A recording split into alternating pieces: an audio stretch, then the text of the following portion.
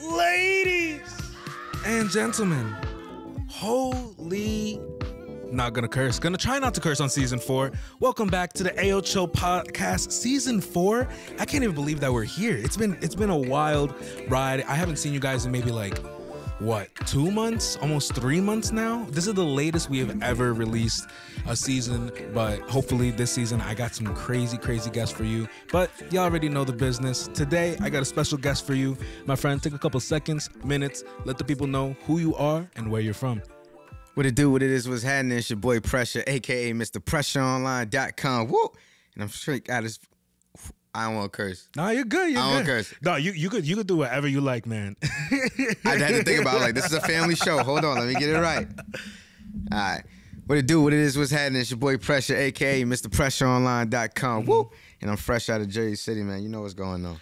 Dude, the first thing I really looked into about you was that you are from Jersey City. I've always said it on almost every podcast that I've had from people who are from Jersey City. Dude, I got a love for Jersey City, man. It's like a second home for me.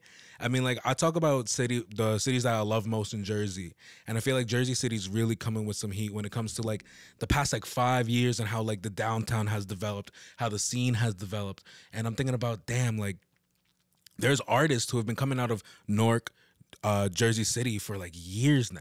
Yeah, so a whole lot. We're gonna start off this podcast with getting into like, you know, your upbringings, where you've started. So just start off with telling me where you grew up and like how you got started into music. True. I'm from Jersey City, more up top area, the Greenville section. Word. Yeah, I'm from Cary Woods, and man, it was slightly rough growing up. I mean, you experience a lot of things, you know, when you come from those type of environments, but like I always tell people, try not to let it define you. You know what I mean? Make your own decisions and do what makes you happy overall. So, you know, getting into rap, I honestly started out doing poetry. I was doing poetry back in like 5th grade, 6th grade. And, you know, I then had learned how to convert it to doing it on beat, you know, because when you do poetry, it's kind of like freely.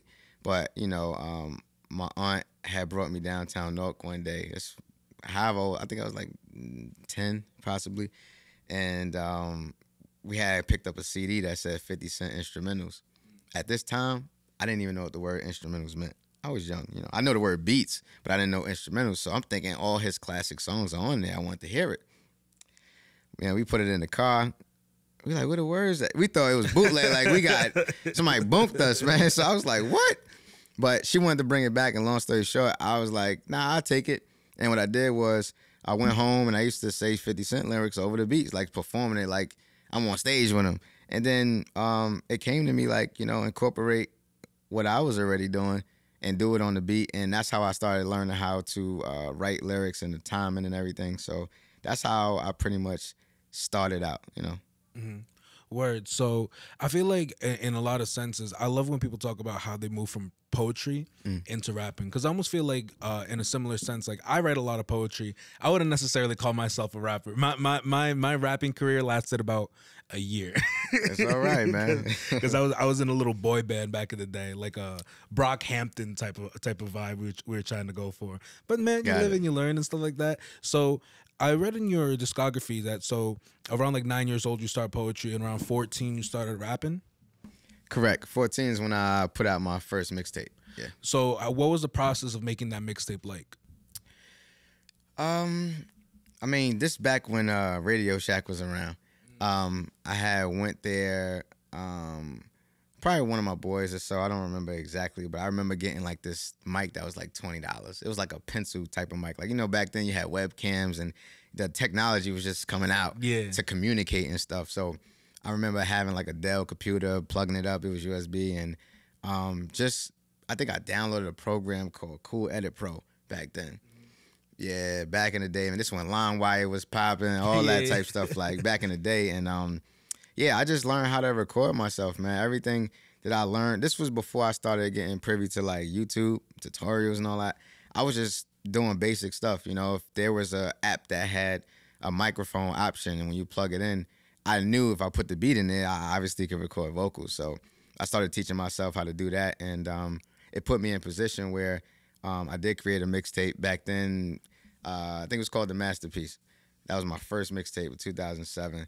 And I had did a second one, and then I ended up getting introduced to some multi-platinum producers by the name of Dream Team at the time that they work with a lot of people, 50, LL, Stephanie Mills, a lot of people, like a classic era of music. And from there, that's when everything took off. So talk to me about how you got like noticed by Dream Team, and who exactly like Dream Team are, and if they're like still around For today. sure. So my mother had a coworker at the time. Shout out to Rich. Rich was relatives with a guy named Joe. Joe was a part of Dream Team. At this time, Dream Team was two producers that I met, at least. It was Chop Diesel and Joey Lightfingers. And just off of relationships, that's exactly how I met them. I was introduced to them. And they heard what I had going on. But I was doing nothing but freestyles back then. I didn't have no songs. I didn't know how to really like take an original beat. Like I was struggling because it's the very beginning stages. And from there, that's when they put me in the studio and had my first photo shoot and all that. Like the beginning process. Yeah, yeah. So how was that first kind of process like? Because I feel like for a lot of people, their first time in the studio, like tell me about that first experience. Like what was going through your mind? In my mind, I think at this time I was 14. I was ready. Like I never feared, like I never had stage fright and all of that. Like I did talent shows growing up in school and stuff like that. So I wasn't fearful. I was just ready, like especially being the youngest in my city at that very moment. It felt great. So tell me about how during that time, what was the music scene like? Were a lot of people rapping there? And this is while you were still living in Greenville? Correct. Yeah, I was still living in Cary Woods when I started out or working with them.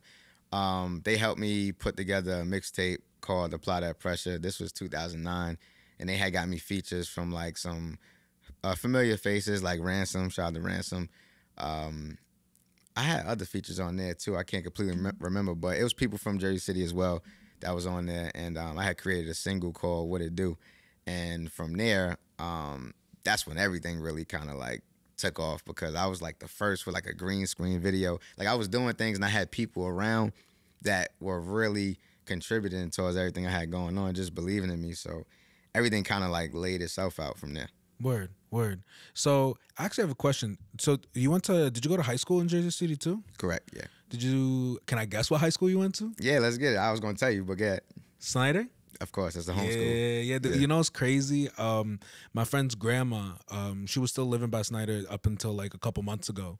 So I'd always drive my boy and we passed Snyder like every day. Literally like that right when towards you get to like literally right in front of the school, the street that's like almost T-boned to the school. She literally lived down that street to the right. It's like I guess it's hard to describe because I don't know the names like that. That probably definitely Bergen Avenue though. Right there. Yeah, dude. It's wild. It's wild though. So tell me about the environment and how it was like growing up in Jersey City, because I feel like a lot of people don't understand like the different parts of Jersey City that they are. Because you got the Heights, you got downtown, and then you got Greenville. Right. And the Heights is kind of like, I want to say like, it could be anywhere from middle class to like upper middle class, I guess you could call it, or even like you could get up there too. Yeah. Downtown, you gotta have like money to like live there, and the way it looks like now, it's like crazy. Yeah, they switching it up like crazy, man. You know what's going on, man. They shipping people in, shipping them out. Depending on their income. But growing up in Jersey City was interesting, man. I say you have to be strong-minded. Like you have to know right from wrong. You have to know. Green light, red light. Because other than that, you could be in the wrong territory. You could say the wrong things. A lot of things could come off wrong. And then in my case, growing up, coming from Cary Woods, they didn't get along with the area that Snyder was in, the high school. So, luckily for me, I just had mutual respect with everybody. I didn't really have too many problems, like, growing up because I was just straightforward in music. Like, the streets wasn't my thing, working and stuff. Like, I would do little things from time to time, but other than that, I was really focused on music, like, early. So, as far as the environment, it was dangerous like any other city and any other town, but it's almost like normal to us, so we don't even think of it like it's anything. Word, dude. So then during that time in that area, like, were there any opportunities to perform in places? Like, when you got started, besides putting out music and recording videos, like, were there areas to perform? Yeah, there was open mics and stuff. Like actually, shout out to Dream Team as well. My uncle Dante, they had me link up with someone by the name of Cliff Perkins, and he was a part of a famous group back then. And what happened was he actually put me on stage at Liberty State Park. They had an event. This was like in July of 2009. And back then, that's when Channel One was a thing. Like Comcast, like they do all like local events and stuff. So even being on TV for the first time, like 2009, like that was one of the things. Though, of course, you got open mics and stuff. And like shout out to Shampoo YNVS. He had me out in New York, like Times Square Art Center. So I was performing and moving around a lot, you know. So at this time, did you know that you wanted to take, rapping and being an artist like full time? Most definitely. So what was the trajectory like? So you put out a couple singles, you put out your first mixtape. Like, how did they like show you what steps you have to take to now like become bigger? Well, I had a lot of people that I was fortunate enough that they were really in the industry, that their opinions mattered to me. And, they always would push me to make the best songs that I could. Like they will always say like, you made a song, that's cool, but compare it to what's on the radio now, right? So it was like, do you feel like you could be in this rotation? And after it became that, then it went to, all right, this song that you made, is this something that you can hear on Billboard? Like, can this make a Billboard chart? And it started helping me understand how to make commercial records. And it's like, I started out as wanting to be the best lyrical rapper. Lloyd Banks is my favorite rapper from G-Unit. So having that mentality was cool, but being the best rapper wasn't going to pay the bills forever. So you have to know how to make a song, and with people in my ear, like, you got Justin Timberlake or Rihanna and all these people, it's like, would they reach out to you for a feature? Like, does your catalog seem that diverse or that, versatile? Like, so I had to learn, like, you have to attract all audiences. So they was on me about that. Yeah, that's actually a really cool point that you bring up, because I feel like I recently been doing a lot of research and like historical like deep dives into the history of Jersey and where we fall inside of the music scene historically for hip hop. And I feel like what people don't understand is that when hip hop was first getting poppin', New Jersey was in the epicenter of everything. You know what I mean? Like, you couldn't go to New York without passing through Jersey, and Jersey had these big. I'm really bad with names. I'm super bad with names, but the people who really started, like, Jersey was known when hip hop was starting for the best lyricists in the game, and that's what I learned through like research. And I was like, damn, like, that makes a lot more sense. And it also makes sense because as we look into the time period we are now, lyricism I feel like is like an all-time low, comparative to what sells, today. So when did you first start seeing any type of monetary gain from doing this? Interesting question. I never had nobody ask me that.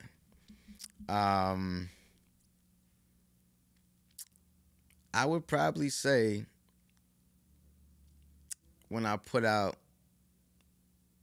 a project called Fear 2020. Because I took a lot of breaks too. Yeah. I took a lot of breaks from 2007 up till now. But Fear is definitely where I seen something in return. That's really dope that you say that, because I noticed that maybe your first YouTube video that you posted up, or at least the ones that you have up right now, the first video you posted up was 12 years ago, right? So 12 years ago, so now we're talking, what, 2011? Possibly. It might have been before that, though, because What It Do came out in 2009. Yeah. Well, even so, 2009. So you're talking about 11 years right there until you're seeing monetary value. And I think it's dope to see. Well, it's not necessarily dope to see you not making money. No. But I think it's also important for a lot of artists who listen to the podcast that they realize how much work you have to do consistently, and like what happens when you take on and off breaks and like, things like that. I mean, can you remember the first time you took a serious break off of music? 2014. And why did you take a break? Was it just not working out, or? I would definitely say that again, making the music and everything. I honestly didn't know what to do. Like a lot of people thought like I had the blueprint and I knew back then. I really didn't. I just knew how to rap and I knew how to create content. But with that coming, um, I was messing with the cameras, doing videography, photography here and there, and I was doing it for myself. Like along with my boy Slice, he was helping me out throughout the majority of the journey. You know what I'm saying? And it started to like open people's eyes up. Like, yo, I like what he's doing for himself, and then it became a service, and that money was coming way faster than music. Yeah. So I'm going with the money at that time because I felt like it wasn't about giving up on music. It was the reality of you have to invest into yourself. So if I'm not working a job, then I got to utilize this camera in the meantime. For sure. Meanwhile, get my credit in between time. So it was a double win.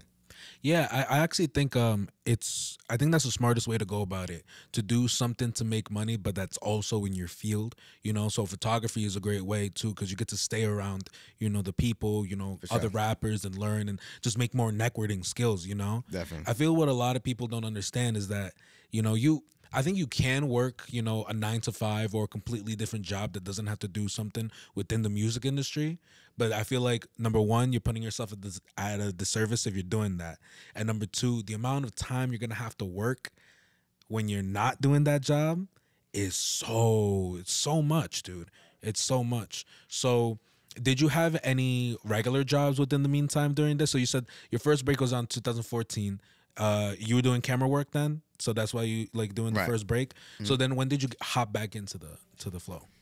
I would say I was always active, but at the time, I had a recording group that I was working with and a part of that between the years of 2014 to 16 was active. So at this point now, I'm dedicating my time into a group project. So getting back into it as a solo artist, I started in 2017, getting back in. But then I had a situation where my lung collapsed and everything slowed down. Yes. So talk to me about that, because your album that came out from that Fear, right? Fear was in 2020, I believe, or was Exactly, it? yep. Word. So it was in 2020, right? So talk to me about when your lung collapsed and what you were doing during that time right before. So you were working with this group, you said, right? Correct. And so how did it happen? What led up to it? Like, just start me from any point you want. The group or the lung collapse? The lung collapse, like right before. What were you doing? Oh, I was doing freestyles. Like I was again getting it's like exercising, like getting on the treadmill. I was getting back into it, getting putting out videos and stuff. Kind of putting my name back out there. Like, all right, I'm putting the camera down. I'm back in the booth. And March 29th, to be specific, I was just feeling some weirdness in my breathing. Didn't know what was going on. Just for the record, I don't smoke. I don't drink. I never did. No type of usage or anything. So I didn't know what was going on. But I remember I was on my way home, and I just couldn't understand why I felt the way I was feeling, because I never felt this feeling before. So I had a cousin that went with me to the hospital, Taylor. She brought me to the hospital, and luckily for her, she took my keys, because for me, anytime I go to the hospital, if I have to go to the hospital for anything, I start feeling better after a while. And she took my keys, so I didn't go nowhere. They ran tests and all that. They didn't see nothing wrong. And there was this one nurse that suggested that she do an ultrasound on me. And in my mind, that's for pregnant women. So I took it as like, get out of here. Like, I'm laughing about it. And that ultrasound showed that my heart was lower in my body than it should have been, like, but down there beneath my chest. So that's when everything happened right there. And I was in the hospital. I was hospitalized for like 4 or 5 days. Had a chest tube. I got cut in my side. They went through my rib cage. They had to do all this while I was awoke. The worst experience ever. I thought it was over for me. And I came home, and I couldn't record. I couldn't, like, my stamina, my breath, like, everything was just like, I'm winded, because it's your lung that, was filled up with fluid. So it took me about almost 2 months to start recording again, and then my hard drive crashed. Damn. Yeah. That's the way. And you didn't have no backup. Nah, I wasn't smart like that back then. Damn. Yeah, I know. I was winging it. Damn. So now your hard drive guy, and that was with all the music that you were making up until that point, or? Correct. Well, this is the interesting part of for the listeners that either heard or haven't heard on my project Fear. There was only 3 records that's on that project that I actually had a copy of in the email. Other than that, everything else from that project was made between 17 to like late 19 before I started putting out the project. Damn. Yeah, I had a joint called Keep in Touch, Came Up, and Hang Time. Those records was recorded right before my lung collapse. And then from there, when it crashed, I had to start over. So how did your perspective change after that happened? Was it like a life-changing moment for you? Did it change your perspective on like music and what you're trying to do? Like, what did it do for you? It made me fearless. It made me realize that I'm not in control as much, and what's going to happen is going to happen. Just because I never smoked before, there's something called secondhand smoke. Anything's possible, so you got to walk around with the idea of when you laying on those hospital beds and you staring at the ceiling, you have to realize, like, this is a lot of people's lives around the world. It's not just you. It's not like, whoever your higher being is that you believe in, like they did this to you or the devil. It's life, man. It's life, and some things you'll never have control over. So there's no need to stress. So for me, it created a mental mind frame of do everything like it's my last. Like, don't take nothing for granted. Same reason I put together a documentary and everything to tell the story, because nobody's going to tell your story for you, or at least the way it should be told. This is true. This is very true. Well, I commend you, bro, because I feel like some people go through that and it really just takes them down. And it's really hard to see the brighter side of a situation like that. Right. But you know what I find most interesting is that you say you don't smoke, you don't drink, nothing like that. Nah. Damn. So, although, you know, it's funny, recently, I think since I came back from Peru, I've been like on a whole health binge, really. And just like, I haven't drank in like, I've been sober now for like maybe 2 months now, almost, or heading into 2 months. Congrats. I do smoke here and there, but I would like to more switch into like edibles, just because like, you know, I use them mostly for sleep and sometimes social situations, but that's just my own thing. But I started realizing like the more harmful things that, you know, come with. And I don't think in the hip hop game, like you ever see anybody who's really into like smoking or drinking that really is like doing anything, I feel like, additive to the culture, you know. Right. You look at the biggest rappers who have passed away, you know, in the past year, and even the past like 4 or 5 years, like it's always tragedy after tragedy and tragedy. Correct. And I feel like it's adding like this almost like this cover over hip hop, like, you know, like it's gonna sound so corny to say, but it's the truth. Like, you know, that like over binge drinking is dope, or like getting drugged out of your mind is like dope. And it's just like, at the end of the day, dude, like I'm more into the art rather than everything else that like comes with it. Right. So what is your view and position on that,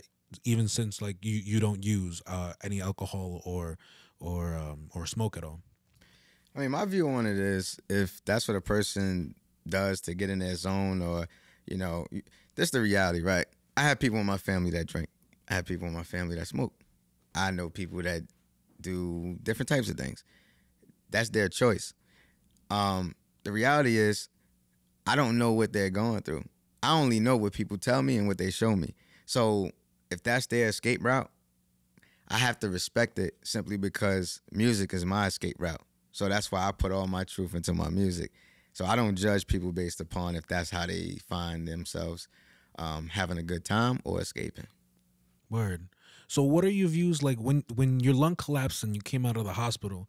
I feel like music is very similar in the same sense too, where I feel like it saved me, you know, because I was kind of in like messed up in my head when I was like in middle school, and I couldn't find anything else to really get me out of like these like suicidal thoughts and really deep depression. And then when I finally got out of it is because like I got into classical music. I started playing in concert bands and competing around the state. I played this instrument called a euphonium. I don't know if you know what that is. It's kind of like a tuba, but it's a little bit smaller, and it sits on your lap. So that was kind of like Okay. my entry into the music world, and Right. that developed into like going to music school, going to college for music, and then ended up switching to sound engineering, which ended up being like is how we're here. Right. Hey, So that's your path. yeah, dude. So tell me about like, did you go through any like hard like depression, or like are your thoughts like, or have you always been like strong minded, or has music just always been that outlet to like rise you up?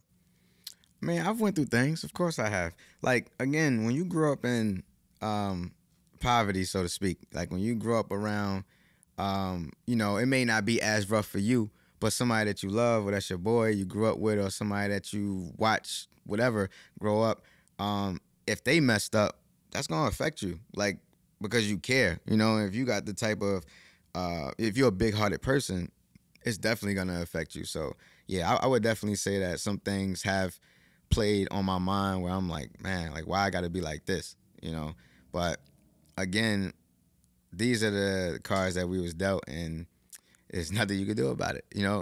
I mean, not nothing you could do about it in the sense of what the issue is, but you can do something about it as long as you know what to expect.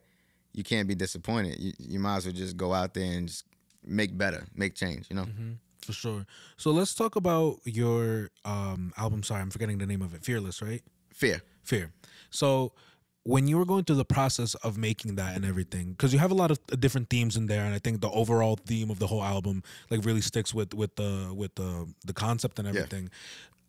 When you released it, did you have any like plan marketing wise while you were making it, how to release it, and did you have any expectations for when it came out? Ah, yeah. Shout out to my boy Kareem. Actually, we was gonna do a listening party, but if you look at the date of when it came out, it was March 29th of 2020. Everything just got shut down that week for the pandemic. So the only thing that went wrong, I didn't have video shot in advance, so I was stiff for like 3 months. That's tough, man. That's super tough. But the pandemic worked in my favor because there was nothing else to do for a great amount of time. So them streams was going. People were listening. And that's what gave me time to buy off to go do the videos. And I think it's 16 records on Fear with one skit. Well, not including that. 16 records, I think I got like 10 music videos. Yeah, I got 10 music videos. So, that's the only thing that kind of was unplanned was the pandemic. But the expectations, I knew personally, I feel like I make great music and relatable music. So I knew who my audience was. I just had to deliver. That's all. Word. So I'm kind of interested. So at this point, at this point where you are right now, you're pretty much a veteran artist, I would say, comparative to a lot of other people who release stuff and call themselves rappers. But like I feel like once you put out an album, and especially having like 16 records on an album, I mean, like I don't think people realize how much work goes into them, even if they're 2-3 minutes, man. Like for me, like I want to release an EP at some point, but I struggle with 5 songs, man. Really? Like, yeah. Oh man. But I think for me too, it's just I just put too much thought into it. I feel like people just really need to release. And it's funny because it's hard to look in the mirror and give yourself that own advice. But I'm also dealing with a whole bunch of other stuff. But I mean, at some point I would like to. But my point being is that you're doing this stuff in Jersey. And I feel like as long as I've grown up, man, I feel like Jersey has always been looked down upon. Right. Always. And just now, I feel like in these past couple months, and then we went through that phase with Fetty Wap where everybody's like, oh my God, Jersey, Patterson, and this and that. But that, as soon as 2016 came around, and as soon as 2016 ended, it was like, boom, nothing mattered, right? And now we have people like, I mean, if you're talking about in the past couple years, I mean, Fatboy SSC wasn't like a huge rapper, but he was big on social media and like putting Jersey on the map in that sense and just keeping it in the conversation. But now you have people you're talking about like Coi Leray, other Jersey artists that don't claim Jersey like that really. You got like Charlie Puth and Halsey, but I mean like Russ is from here too, right? Russ is from Jersey. And you know what's funny? I actually don't follow Russ too much. I really need to do more of my Russ homework. I think I heard from Sea Caucus. You even got someone from I think North Bergen, 07 070 Shake. Oh yeah, Right? 070 Shake. Yeah. Okay, yeah. Some people I don't know personally, but I definitely heard of them, and I salute them just because of the things and the time they put in. Yeah, so I'm very interested. Like, what is your take on like the Jersey music scene? First, I would like to say, let me give the credit first before I dissect it. Yeah. I'm really proud of Jersey now more than ever because the Jersey club music, house music, all that, like that comes from us. I mean, Baltimore was doing their thing too. Like I do know that in Maryland, but like Jersey club is now at an all-time high, and artists are embracing it, and it's also helping DJs slide different artists into different slots on radios and all that. So I'm really proud of that as far as that side of it. Before that, I felt like Jersey was doing a little bit of everything, and there's nothing wrong with being versatile, but I do feel like we needed our own sound. That's my true feelings of it. I feel very, very similar because, I mean, even growing up, I mean, like, I actually haven't even done too much research on it, but I'm pretty sure that Jersey Club originated from Jersey City, if I'm not wrong. I'm not completely sure on that. Someone would have to fact check me on that. Yeah, I was just about to say, shout out to my man DJ Walla, DJ Lil, man. They from Newark. Newark and Jersey City is what I know. Now, again, that's what I know. That doesn't mean it's factual, but those two cities, I've definitely heard more Jersey Club there than anywhere else in my upbringing. Word, yeah, and it's my worry about Jersey club music is like, I don't know how sustainable it will be, but because I feel like we're just in the beginnings of now it's like really popping off because it's existed for years. It's existed for years, and like I think people who are truly from Jersey who've been partying in the big cities, they know like when that came on, everybody was wilding on that. Everybody was wilding on it. Yeah, like when you think about it though, like people. That's why some people do have to do their research because Jersey, like house music, was a big thing. Even going back to Joe Budden Project, whether people want to admit it or not, he had the joint called Fire with Busta Rhymes. Like, it was like, let me just make this statement. If you remember that beat, that's a house beat.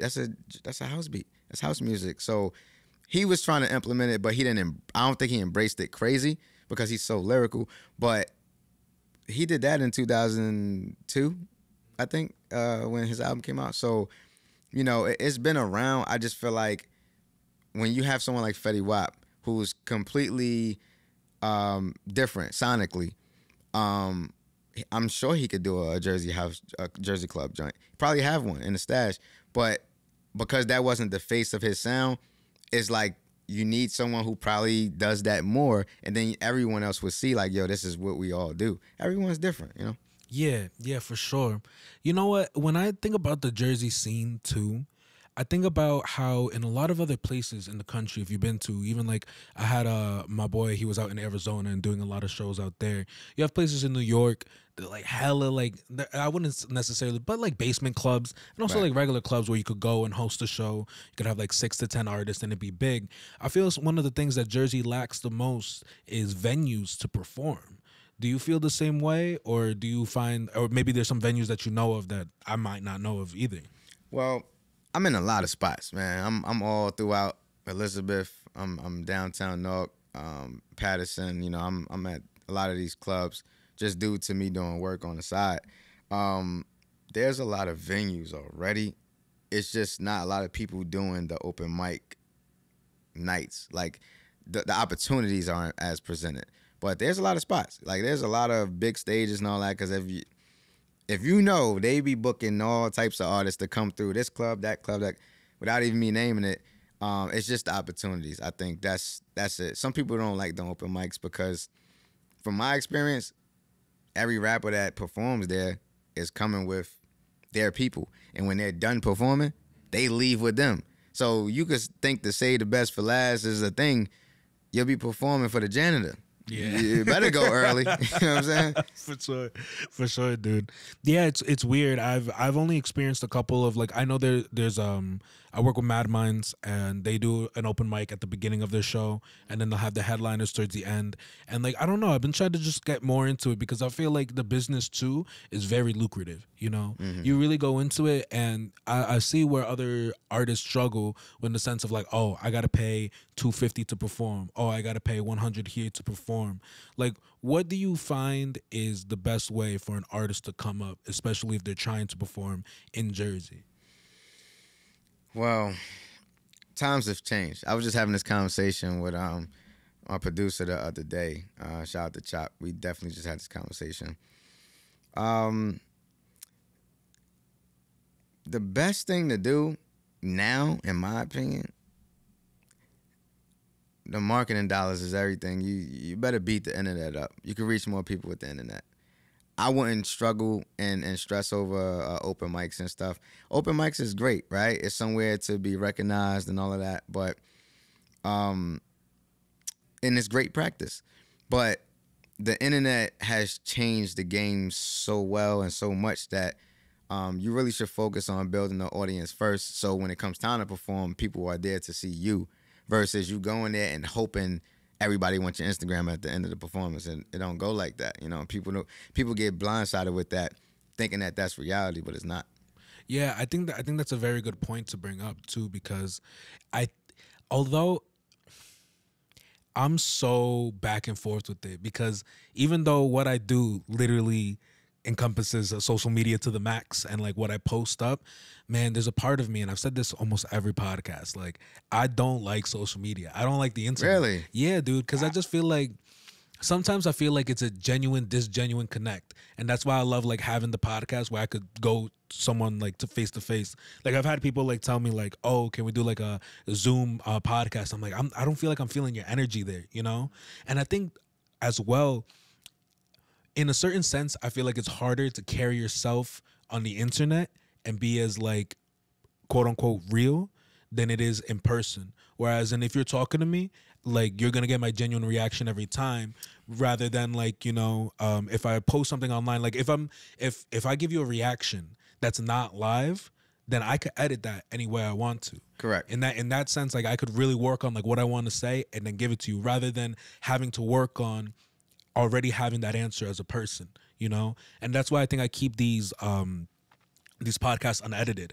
You know, I've had people before who have told me, they're like, hey, can you edit this out? And I'm like, dude, you're human, dude. You mess up something here, you're human. Like, who could, like, right. that connects me a lot more than now, and especially with dealing with different people, because like, I feel like too, like, you know, a lot of people get caught up in this celebrity game, where they see somebody and like they hold somebody to a pedestal so much. They're like, oh, look, this is Cardi, or, you know, this is this rapper, and you're like, oh, and you get starstruck.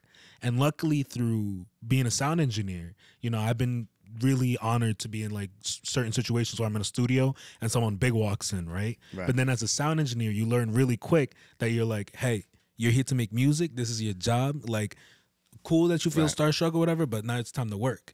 And now I feel the same sense now in a podcast wise too. It's like, no matter what guest I have, I don't care if you have like 1 million, 2, like 10, like, I just want to feel you as much as you can. For sure. And I feel like in the industry, you hear that so much too, you know? Some of the best conversations I've ever had on the podcast, well, podcast wise, is after I turn the camera off, because it's wild. Because then I'm not going to say which guests I've had on who have done stuff, but like, you know, I've had guests come with me after I turn off the camera and they're like, yo, remember that thing we were talking about on the podcast? I was like, yeah. They're like, bro, they're like, this industry person made me do this. And like, I had to take off this. I wasn't allowed to talk about this, not to have my phone out here. I'm like, that's crazy. And it's like, it's crazy how the actual world of like that works, you know? And you're talking about big artists who like control all of that, and these teams that control everything, right? And it's funny, I've had people come on the podcast too, where it's like, they're like, yo. They're like, after you turn off the camera, like, I don't want nothing else. I'm like, sorry, I just kind of blew into a whole thing. Nah, like, I feel you on that, man. That's why I feel for the women in the game, because, man, I've heard stories and I'm just like, wow, man, it's messed up, because it discourage you, you know, make you believe that there's no other way around this but to do some unethical things, but you shouldn't have to go through that. Word. So let's kind of get into like the current times with you, like what you're trying to do now, I know you recently released like a smaller mixtape, like I The think it was EP, like yeah. yeah, an EP. Talk to me about Transparent. that, like what you're trying to do now, and like what are you up to now? Cool. So I just released the EP called Transparent. Transparent was my way back into the game again, and the reason I say that is not like I ever left, but I was strongly promoting Fear for a great while. Like I was promoting Fear for like just about a year and a half, pushing 2 years, because I had a lot of content from there. And then I was also behind the scenes working on a documentary for Fear, which is out, but I'm actually working on a deal, so it might do something else. Sweet. Right. No, thank you. So I was like, in the meantime, I need to put out a project, and people want to know what I'm thinking. People, like, when I say my followers, like, they've showed mad love. Like, people wait to see, like, what am I gonna do? I put out Transparent, and it only been out for like a month and a half now, and the results are amazing. With Transparent, the whole meaning behind it was, I'm at an age now, and I'm at a point now with me starting so young. I've always made music that I felt like people wanted to hear, but I don't think I've ever made music that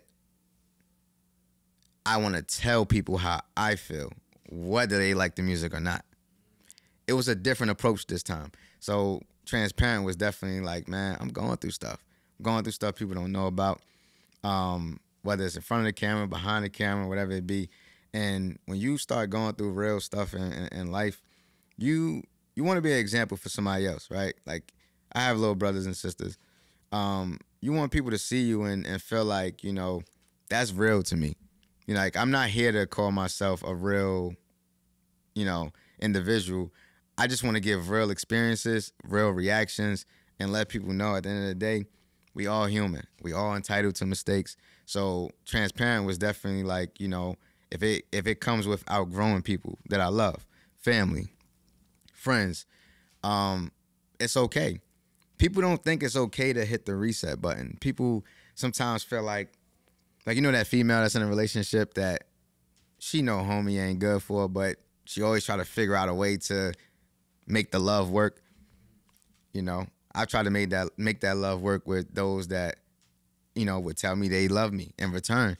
But when I seen things for what it was in general, it just triggered me to feel like, you know what? I'm building up. It's like baking soda in a bottle with vinegar. It's like, yo, y'all gonna cause a volcanic eruption, because how long do you want someone to settle for something? And I'm a person that I'm a provider before anything. So I give out way more than I even take. You know what I'm saying? So you get tired. You get drained. You feel used, abused, and there's a threshold. There's a peak for that. And that's the results of Transparent, the 4-song EP. You know what? I really actually could appreciate that to the max, because I feel like it's so hard as an artist to be, I mean, for lack of better words, transparent with yourself in your life, and it also be something that people want to hear. Right. Do you feel like this release has done numbers that you expected, under do you expected? Because I mean, the narrative right now is that you can't make stuff that's too real. Like, you can't talk about stuff that's too real because people don't want to listen necessarily to your story unless, like, you promote yourself in a way where it's like, hey, like, this guy's cool. Like, oh my God, he's struggling, rather than just like, I want to listen to something that's relatable. Like, how has it done for you? Well, I feel like out of all music that I've made, this was more therapeutic for me. The results that I expected from it, I did expect a reaction. I expected a reaction because I'm being as honest as I can be in this project. Even though it's 4 songs, I'm telling you exactly how I feel. And from what I understand, everybody can handle the truth, but they will appreciate it. So give people something that they're going to appreciate. If, again, you back on that hospital bed and this is your last story to tell people what you're thinking. At least let your kids know when they hear it or whatever. Let people know what you were thinking. Like, that's my whole thing, is leaving a legacy with everything I do. So that's, to me, what Transparent was for me. It was straight up music therapy. dude. Mm. So tell me a little bit about how your family reacted to you. Like, were they always supportive? Did they want you to do something else? I know, like, when I first started getting into music, my family wasn't necessarily like supportive at first. Yeah. You know what I mean? I think they were more supportive of me doing like when I was going the classical music route. They're like, oh, cool, he's gonna be like in the New York Philharmonic one day. And then when I switched into like, hey, I'm gonna be a sound engineer, and then they're like, Yeah.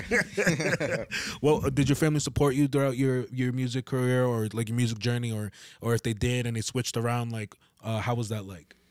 Yeah, man. I'm again. Um, I have an amazing family.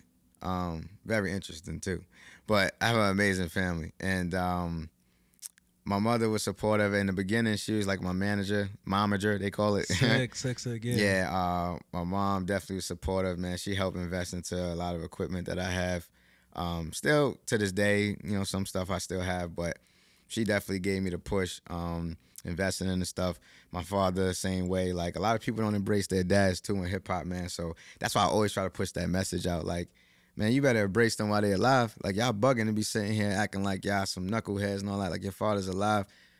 You need to have that conversation with him, if anything. Like, my whole life was just about manning up. So my mom, my dad, yeah, I had relatives, cousins that was pushing me to do battle rap because that's what I started out. Like, when I was doing poetry, like I said, I was doing a lot of mixtapes, freestyle stuff. So I was always battle rap ready before making songs. So, yeah, I have a lot of support in the family. Like, you know, that I would say wanted the best for me. But I would say, right, because you always got to tell the dark side too. I would say that the times of me taking breaks, coming back, and I would get results, you know, but people definitely start to doubt what you're capable of because you're getting older, time going on. Like, you know, and then when you're not working a job, you're like, yo, what is he going to do? Or, it's like, man, I'm not worried about nothing, man. Like, in my mind, I know what I'm capable of doing, so I don't let, you know, the opinions hold me down too much. Only because you can't be mad at someone that doubts you that never did it before. Like, you could take their opinion, but the reality is they're gonna tell you can't do it because either one, they never did it, or two, they never seen it done before.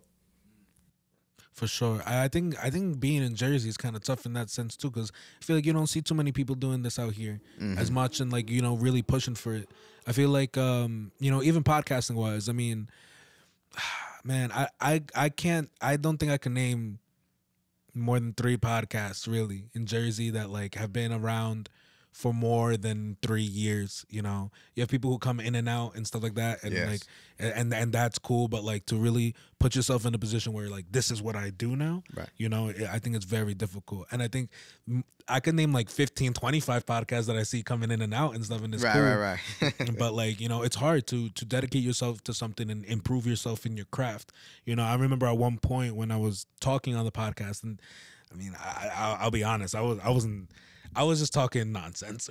Really, I think my first couple podcasts was just talking about cheeks all the time and just being like, oh hey, you know, because that's what guys do when they're on a mic and they have nothing else, you know, having drinks there and stuff. But you know, I'm very interested to see now, like, what is your goal now as an artist? Like, I mean, of course, it's always to get bigger and bigger and bigger, but like, what do you see now as like the next step for you? The next step for me, giving myself the opportunity that I really haven't given in years. Like, a lot of people see me that know me and they's like, yo, he going hard, blah, blah, blah. But I was really like 1 foot in, 1 foot out. And, you know, I just think due to my connections and resources, everything I did was magnified. So it looked bigger than what I probably was doing at that moment. Like I put out a freestyle the other day, right? Shout out DJ Walla. Put out a freestyle. I thought nothing of it. I do freestyles every Sunday. And it's on Shade 45 for the last 2 weeks. Like, it's just relationships. So it's now for me to take accountability of like, yo, people are listening. People want to hear what you're doing. Don't drop the ball. Like, that's the overall goal, is don't drop the ball. Like, of course, you know, if a label come in and the numbers are right, open to it, you know, of course, because the ultimate goal is to maximize as much as you could. But yeah, man, I just think when you do something, you got to do it to the fullest, you know, like people don't play basketball or go to college to say they just cool with college. They don't want to go to the NBA. Like, it don't make sense. So, of course, Grammys, Billboards, like, you know, we going for that. You know, we going for legacy. We going for them big plaques.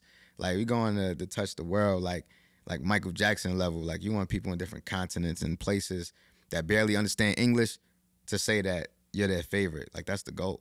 But so I'm very interested to hear then, what is the difference what you do now in the sense of like running yourself, running your business, communications that you've learned up until this point that's different from when you were pushing maybe like 5 years ago?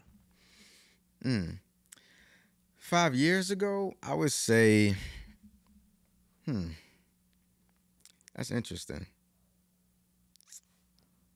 I want you to do me a favor. I want you just to make sure that I answer this correctly, because I want to make sure that the answer is detailed right. I want you to reword that, and I want to just make sure I approach it right. Yeah, so basically when it comes to like day-to-day operations, comes to social media, meetings, you know, like promotions, like how is that organized differently now, you know, and has expanded comparative to any time in the past before? Okay, gotcha. I definitely wanted to make sure I went down the right route with this. Back then, I wasn't really getting booked for podcasts. I wasn't getting booked for shows. I wasn't getting booked for features and certain things. So now it's putting someone in place, like an assistant.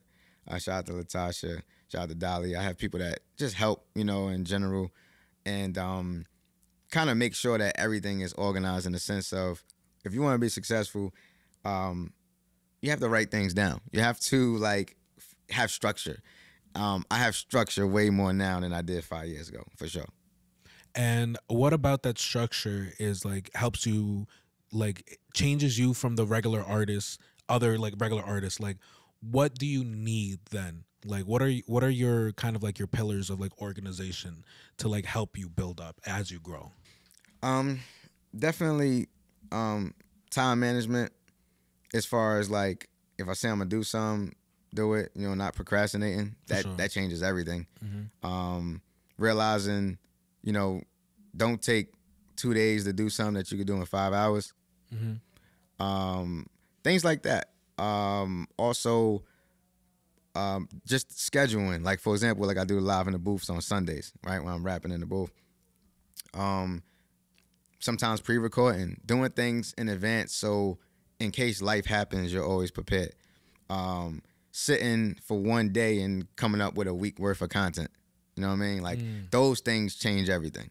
So talk to me a little bit about the content, man, because how, like, you know, I think we even got this organized together, is that I started doing lives on Fridays, doing my music reviews and music advice and everything, right?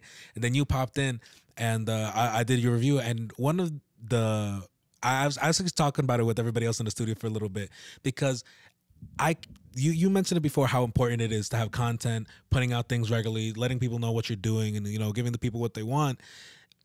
Artists don't realize, like, you know, sometimes the best way to show love or grab somebody's attention is just to make content for them or just show love in general. So I'm not gonna hold you. Like, as soon as you made that reel and it came out, and like, you know, I had like the what's it called, like my reaction to your song and everything, I was like, this guy's legit. Like, even if like regardless of what you think legit means, I was like, this guy knows what he's doing, you know? And I think that's just another way to show love, where I was just like, and then when you asked for a podcast, so I was like, I bet that's not even a problem. Whereas in, like, you know, I have some people, you know, hit me up, and I've been doing this for 3 years now, you know, I've invested my life into this, and, you know, I have people hit me up and they're like, yo, let me get on the pod. Or they won't even hit me up, like, you know, like sometimes it depends what the situation is. Sometimes an email, I kind of expect, you know, a semi-professional, like, hey, hello, I'm this and this and that, you know, rather than sometimes I get emails and they say, yo, and then on the bottom says sent from iPhone. And I'm like, how do you want me to approach this, dude? If you're not taking me seriously, how do you want me to approach, how do you want me to approach you? You know? Right. Well, just to piggyback off of that, I do understand the importance of content. I understand that, as simple as this may sound, it goes far, right? I could post the video Mountains that you did the review for. I could post Mountains, and a person will see the music video on Instagram, like the clip, and they'll be satisfied with however the duration of time of the clip. But it's different when people see other people react to it that they know is not your friend or someone you grew up with. Someone in the world just happened to feel what you're saying. That'll make a person go straight to the YouTube because now they got to feel like either I'm just going to be a hater or I'm going to try to understand why is this working for him. It's that simple. And then you got to show a lot of people, like, people get caught up in the amount of followers, likes, comments, and all that. I don't care if a person get 2-3 likes on their page. If a person wants to sit down and talk to me, I'm interested. It's content. At the end of the day, I may can help your podcast platform. You may can help introduce people, audience of people that I don't have to my music. It's a hand-to-hand thing. And I've been around celebrities my whole life. Been on songs with a lot of great artists, you know what I'm saying? Like battle rap culture, multi-platinum artists, and it's like all of that's cool, but if you ain't out here touching the soil and letting people know that you real and you exist, then it's like, what are you doing it for? Because at the end of the day, I'm not going to buy 1 million of my records. You know what I'm saying? Like, you may have 10 people that watch this out of thousands of people that watch this interview, but 10 of them may actually follow me and 5 of them may spend $100 worth of merch on me. I'm okay with that. I think this is one of the most important things that people don't realize, when it comes to this, there's a lot of inspiration pages that I follow, and obviously like business entrepreneur people who do talks like Gary Vee, and like you can name like hundreds of more other people who do stuff like this.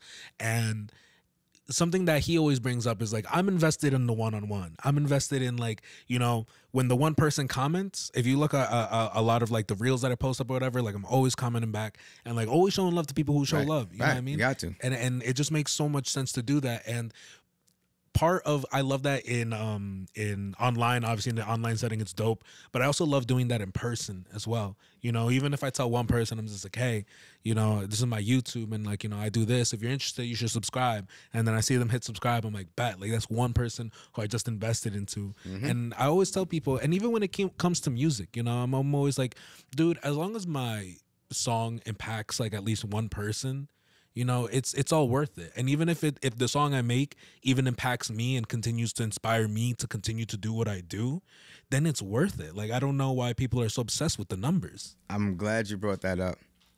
That was also like a piece of my approach when I was making Transparent is, it's okay to go to the club, right? Throw money at the girls or talk about cars and jewelry and all that. It's cool.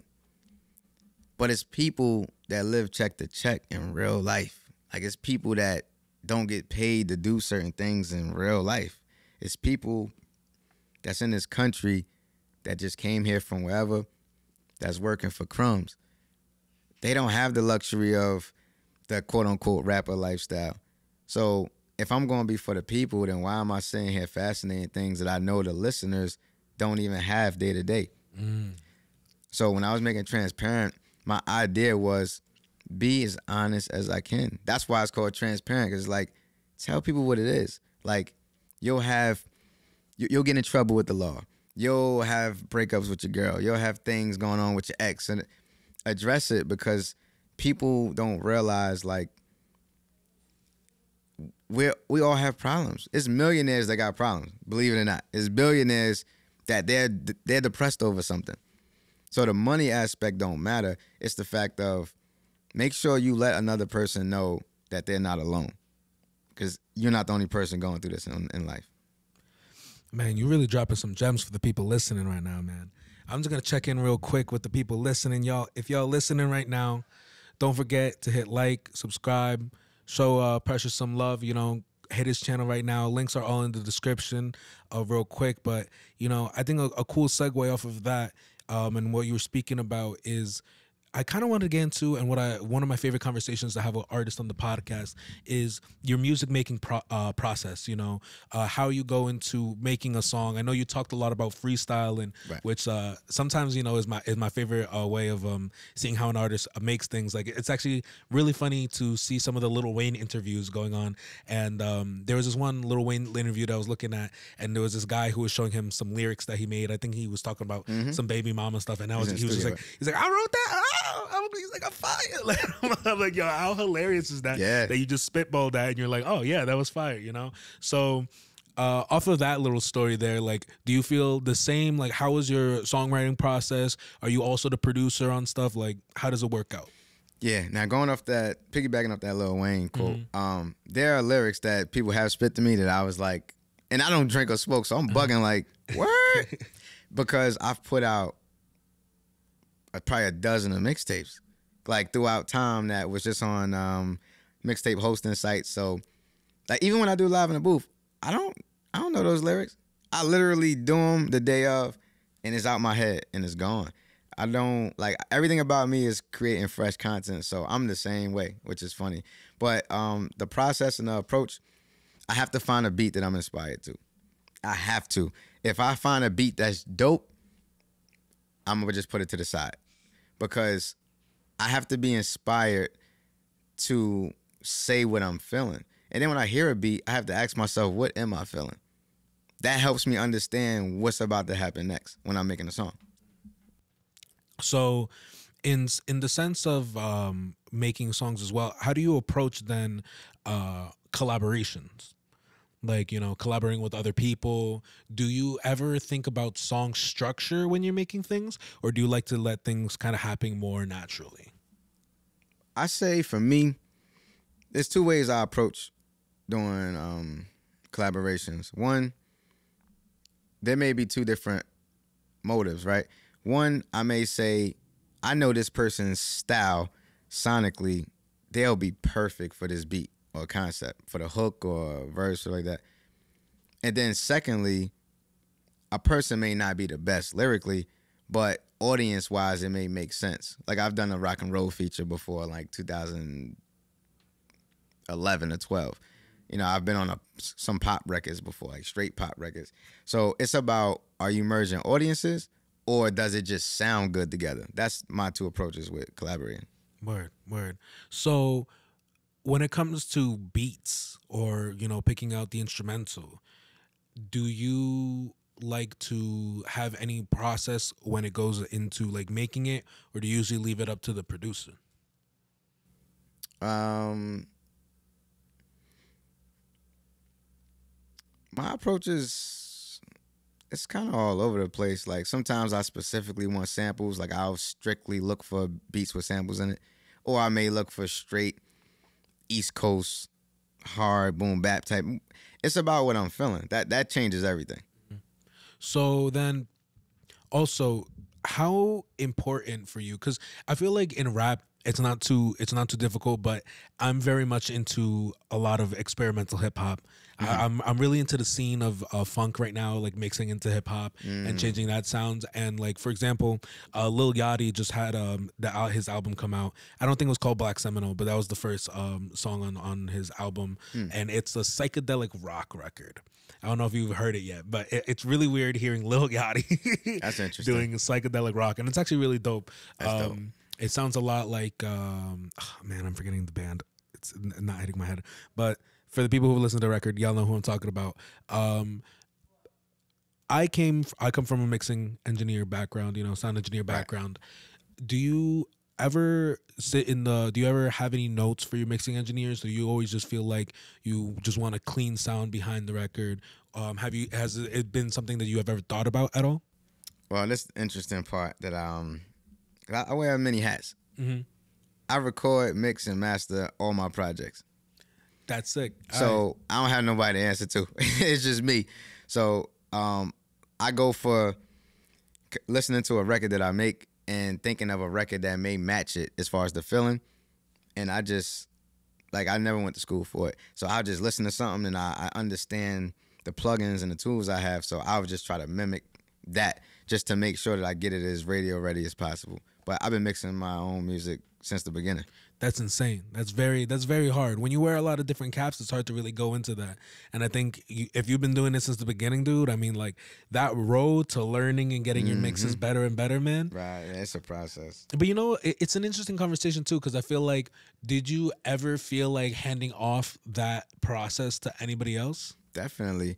The goal is to stress less. Like, just as a background, if people don't know what I do,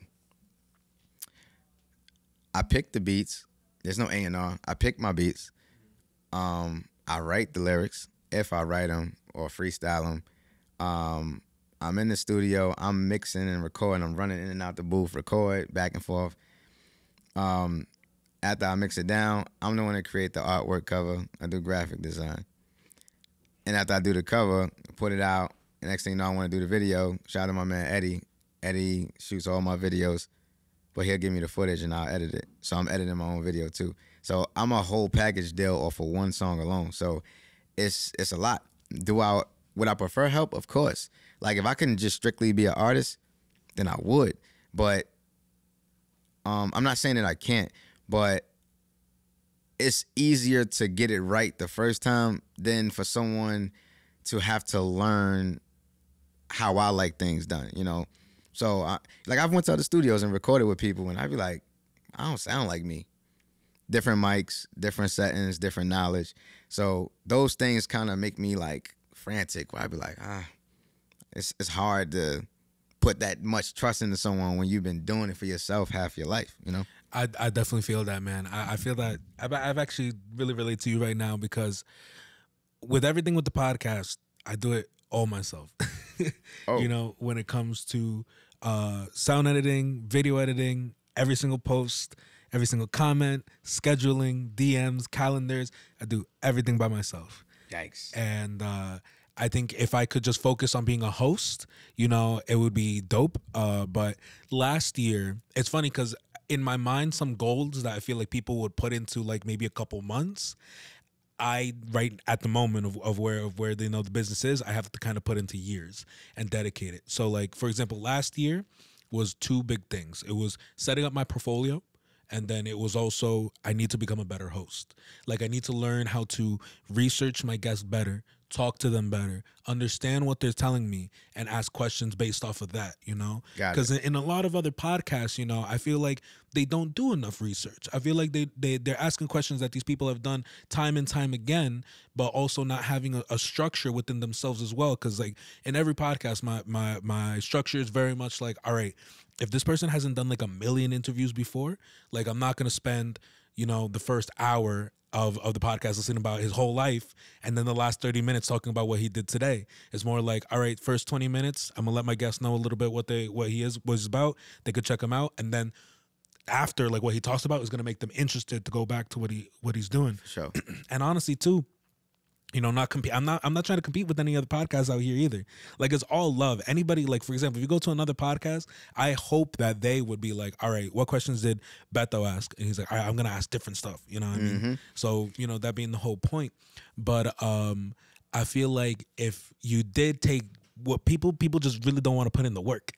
And it's very hard because it's like, how many extra hours do you think you've put in besides the hours of just trying to be an artist, you know? Spending like, for example, editing or mixing and all that comparative to like, I could probably work a 40-hour week just being a host, you know, just showing up, you know, being clean and just doing my research rather than every week, you know, you got to do 60, 80, you know what I mean? Like do your research, everything, edit, and then also be presentable when it comes to this moment, you know? That's deep right there. I never thought of that. But I do want to salute you on that because a lot of people that I do meet for the first time, they ask questions that you could just Google. Like it'd be basic stuff like, where you from? How long you been rapping? What started you rapping? What makes you better or different than other artists and stuff? And it's like, I've had so many interviews where people ask me that, and I'm just like, dude, like I got a project out. I'm talking about this. I don't care if you didn't listen to the project, but if you did, better. But at least go for 3 songs. At least know 2 or 3 songs, and let's go into that. But yeah, I've had people that definitely like jumped out the window, and I'd be like, oh, this is over. This ain't gonna work. Yeah. And it's interesting too because I feel the human aspect of sitting here and really just trying to feel your vibe and also trying to make you feel comfortable, Sure. you know? And also, even before we started this, and this is actually something I never talked about on a podcast, which is interesting. Whenever I have a guest on, I always tell them, I'm like, if you have a subject that you don't want to talk about, you don't have to talk about it. If we talk about something you don't want to talk about, like just let me know on the podcast.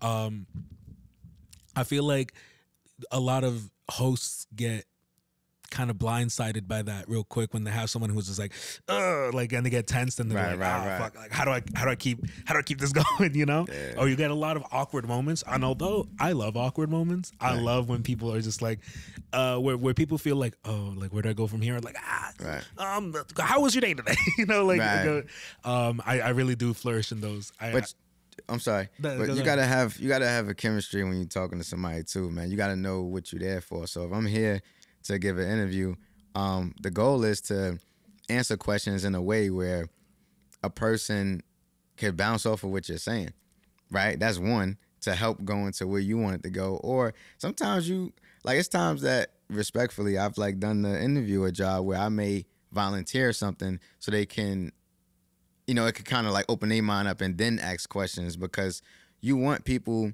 at the end of the day, we can have a conversation all day, but once this is printed out and is up on the air and all that, you want somebody to learn something specific from you. You can't blame the host if they don't know completely, because there are thousands of artists that want to come sit with someone and don't have nothing to talk about. So sometimes they don't do their research. They be like, if he come for real, then we'll figure it out, you know, but my thing is, man, again, it's all a team effort. Like, if I can speak of something that you're interested in and it helps you get questions out, cool. I've even asked the host questions like, man, how your day going though, overall? Like, because you have to be that way. Like, you have to let people know, again, you're human and you're here to have a conversation and just make a great show. You want the episode to just be memorable, you know? Word. So I got a couple more questions in the sense of advice for artists who are listening to this right now, and which I always find a very touchy but always interesting question to ask is, how much do you think should be invested either yearly to really keep up with releasing music, you know, in the sense, because I know there's ways to, obviously everybody has their bedroom studio. If you're an artist, you definitely have your bedroom studio, but how much do you think is an appropriate number to invest in your career as an artist when you're doing this? Energy-wise or financially? Financially. And then we could get into energy too, because that makes a difference. Financially, I ain't gonna say give all you got, because it's tricky. I would say you should invest as much as the feedback and response you get from whatever you put out financially. Such as, if you put out 3 songs in 1 month, there's no need to spend $1,000 on this song, $1,000 on that song. You just throw away $3,000 because you're trying to force a hit on people. If that's not what they like from you, they may like that from this artist, but it coming from you, it may not hit the same. So you put it out, see how people react, and then you invest the $3,000 into that one thing because it's working. So it's tricky, because that question is like, you invest into what works. It's just like a relationship. You don't invest into someone who's not texting you back, or don't pop up, or they don't come see you at your job, or give you. You have to have common sense with this. Financially, you know, if you know how to run ads and all of that, you'll be all right. It organically, it'll happen. Energy-wise, every day you should be doing something that contributes to your career. You don't have to write music every day. You don't have to record music every day. You don't have to be a studio rat. But whether it's creating content, figuring out if you're going to have merch, you're going to release, every day you better invest into yourself in that aspect. Every day. You should think about what's going to work. Does this song work with this meme or this thing that's going viral? Can I get in the mix? The goal is to broadcast on the highest altitude possible. That type of investment every day, energy-wise. Financially, invest into what makes sense and what's working. I think that's a really well put together answer, because, man, coming into the podcast too, man, I mean, I started out with like my computer, my Scarlett, and 2 mics, man. The focus, right, yeah. Yeah, you know, and when I started off, I feel like a lot of people put so much money into what they feel like would make them bigger or seem more legit, and it's rather the craft that needs more work in the beginning. than like, you Deep. know, dealing with these like a $30,000 mic is not gonna make you sound better. You know, a Neuer TLM is not gonna make you sound better. You know, having the Apollo, you know, interface is not gonna make your music better. You know, but spending the time to learn how Pro Tools works, or spending the time to learn how your plugins work in Logic, you Right. know, investing the time to look into multiple YouTube videos. I mean, there's so much knowledge out there that is free. You Free, know, man. it's Free. free. And not only that, I think also, I mean, everybody's a little bit different. A lot of people, some people are very secluded and they don't like talking to people and like they're doing their own thing. If you're that type of person, that's even more of a reason for you to like really dig down deep in your cave or whatever and Sure. learn. Because then I feel like what another thing is, and what I luckily get through like doing the podcast, is I get to talk to so many people and I get to make more networking stuff and like, you know, learn about people and learn from their mistakes and hear their stories and be like, oh, hey, like, you know, like Right. this guy was doing this for 10 years and like he told me what he did wrong. Now I don't have to do the same mistake. For sure. You know? I think that's really important. And I think that's a cool segue too. How important do you feel like networking is comparative to like what you do? And also,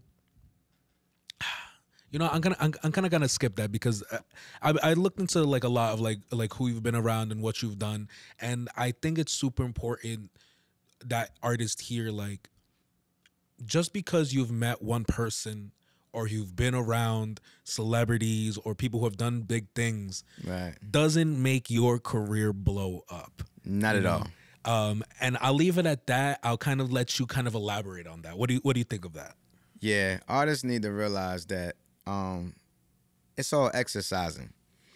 You got to go to the gym. You don't get results from laying around in your mama's basement, on your papa's couch, in your aunt's living room.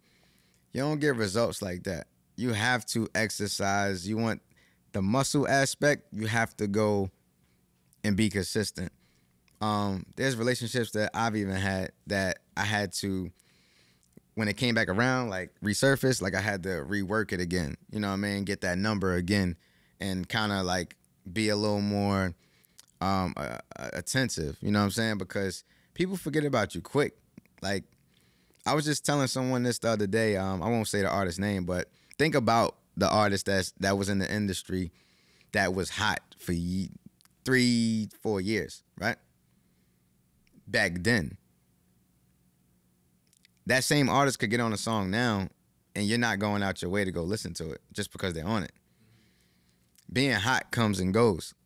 Unfortunately, this is a game of shipped in, shipped out. Very few people stay and last long, and it's because of whatever, you know. But I would definitely say overall, all of this is a process, and you just have to know what's for you and not do what other people want you to do. Because if you do it for you, more than likely you'll survive. So with that being said, since you've been around, like, you know, because I've seen you with a lot of dope people, and you know it's always very interesting, and obviously that type of eye candy is super dope, you know, when you see it online. But like you said, reaction wise, you know, it's very hot, it's very, like, you know, like, I don't know, an instant rush of dopamine whenever you see it, you know what I mean? So how cutthroat is this industry? Transparent time. Nah. I'm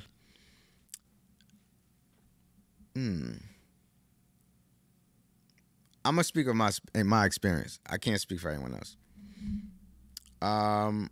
My experience of cutthroat activity, I say I only experienced about 25-30%. And why so low, right? Because I know it could be higher than that for many people.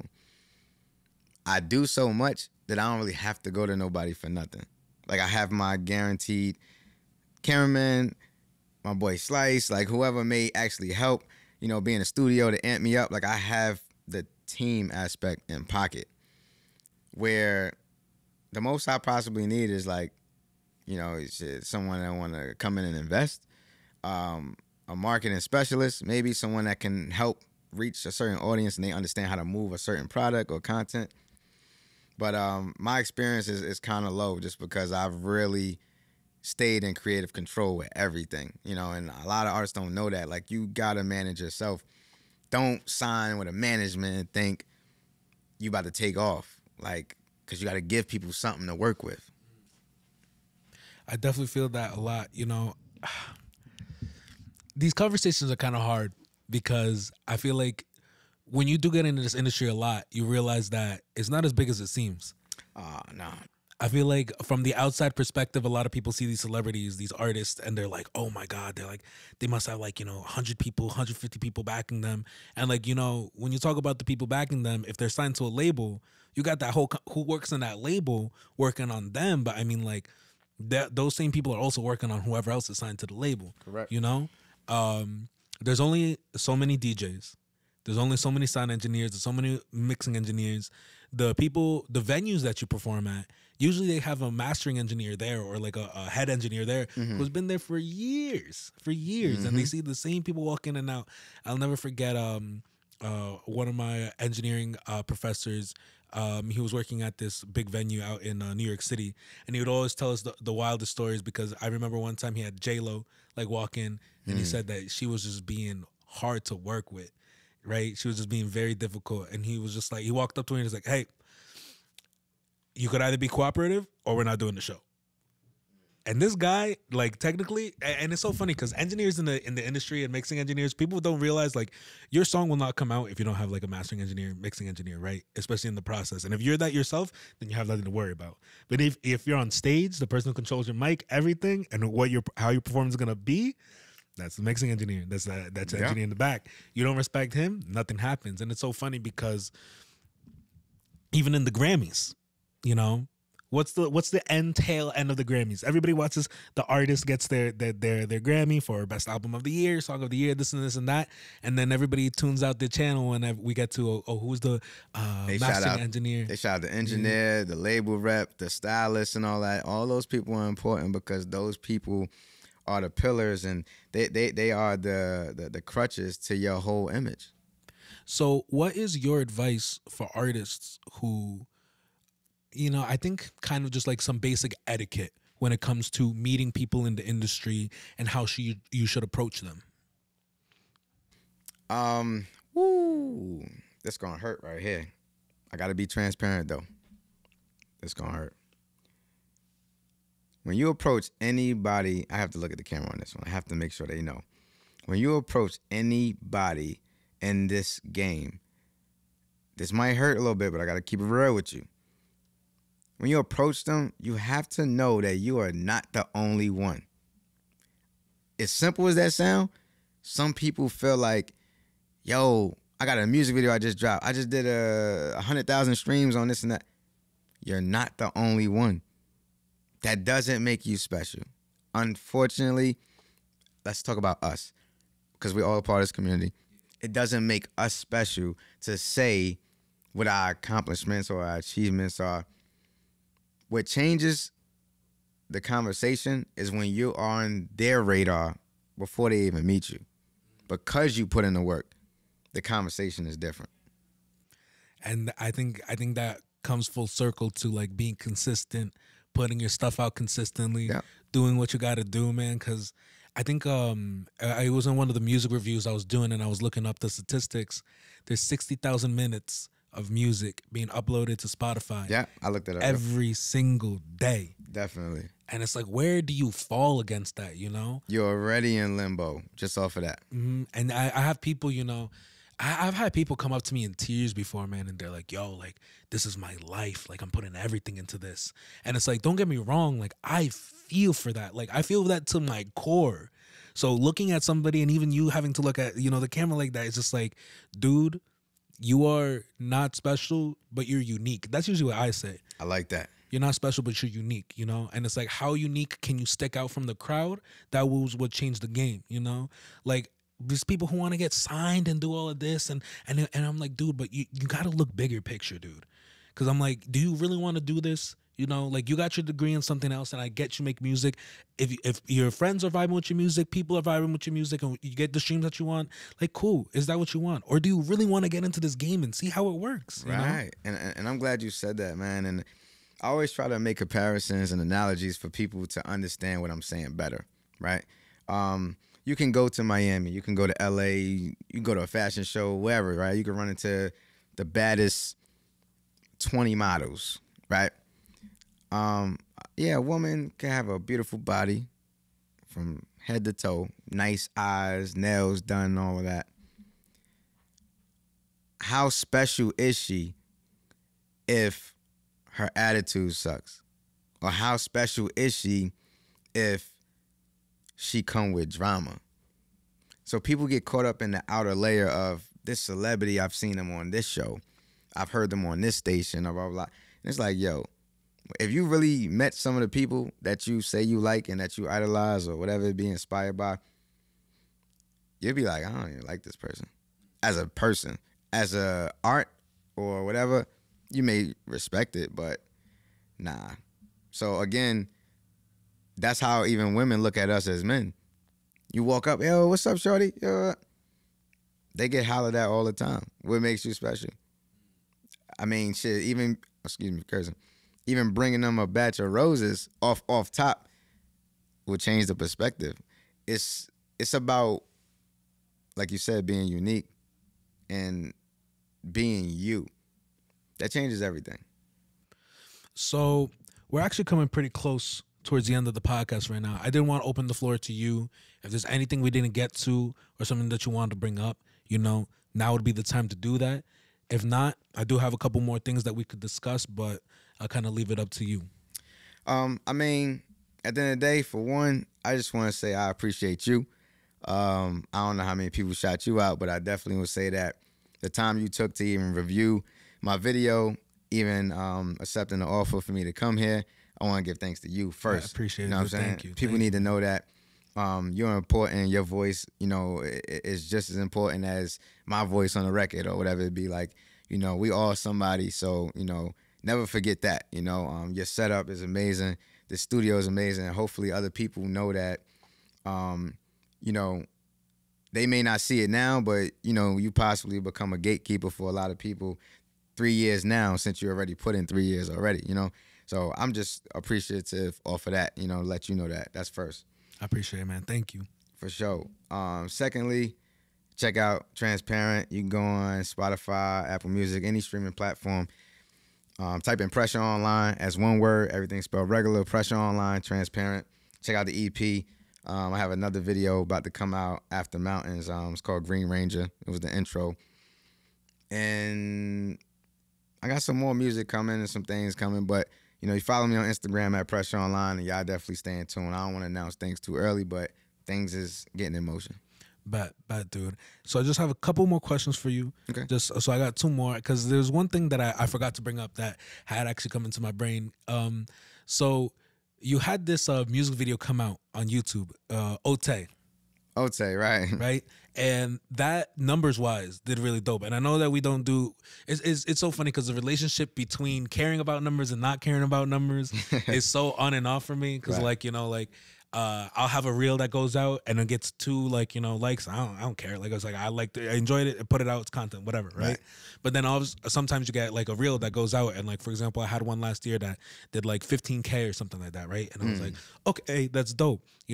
You look at it and there's a couple ways to approach it. It's either be like, all right, what are the people feeling this? Like, I think the metrics behind it is important, right? At the end of the day, because I feel like nowadays there's times where you're lucky, right? And there's times where it's like, all right, I did everything right this time, in a sense, like I promoted it, this and this, like I put the right tags in it. Like, why do you feel like Ote did so well number-wise? For one, the phrase, is from the Little Rascals. You targeting an audience of people that already, especially when it's kids, man. Kids is like they're like the new A&Rs to me, you know what I'm saying? Besides the bartenders and stuff in the clubs, but kids definitely play a great part.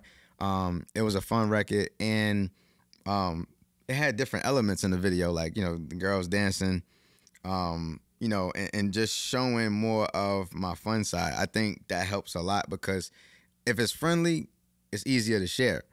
When you talk about real stuff, some people might be like, this might offend somebody, you know what I mean? So I would say that, and I had a great PR. Shout out to Tracy Mitchell. She was helping with Get It on different blog sites and stuff. So that also, like, the press alone it was just a bigger rollout than anything I've probably put out. Word. Word. And also, I had a question too.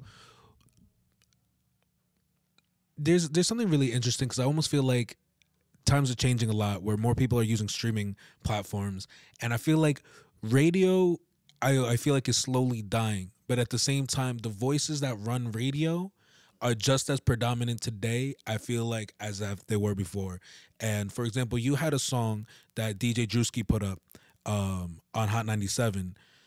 How was the experience like? Did you get any like gain from it?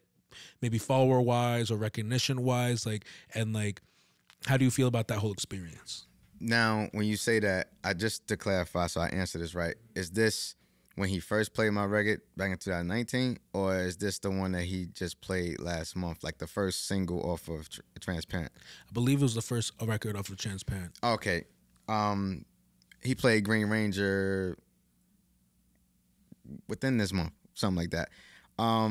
Yeah, it helps because, for one, it helps the people realize that this song is moving. It gets people to be like, let me go listen to the full song now, because people's attention span is already taught to tolerate 60 seconds, just the way that social media is. So it definitely helped with streams. It's actually the most streamed song on the project. And also, it's just a greater look, like to be on the radio. Everyone loves that feeling. It don't matter what time of day it is. It could be 3 a.m. It's appreciative. So I think it's dope. Plus, it's showing that we have a mutual respect for each other, where he obviously respects my craft enough to play it, because, to make it clear, Drew don't have to play nothing if he don't want to. That it's all about his discretion and what he felt like this is what's coming out of the tri-state that's hot. So to even be considered, I appreciate him for that. Word, dude. So one more question for you. I like to ask all my guests this because I like to kind of take a little more of an outlook of their journey. If you had any advice to give to 14-year-old you when you really started getting into the studio music and like that, what advice would you give him as you now? Looking back at my younger self, I would say, even though you want to make money, and even though you want instant results and you feel like you deserve this or that, focus on you. And the reason I say that is because for years I put in time of focusing on others and helping others, which I would never complain about, because if I help you, I'm genuinely helping you. But when it's strenuous to yourself and it takes from yourself, and you're not really dedicating that same time into your own career and your art, and your passion is not there anymore because you have to worry about surviving versus living how you want, I would definitely say focus on yourself, because the same time that I'm putting it to myself now, I could have done a decade ago or whatever. So the results could have been more grand. You never know. Everything happens for a reason. But I definitely would have said, focus on yourself, lock in, and stop getting distracted.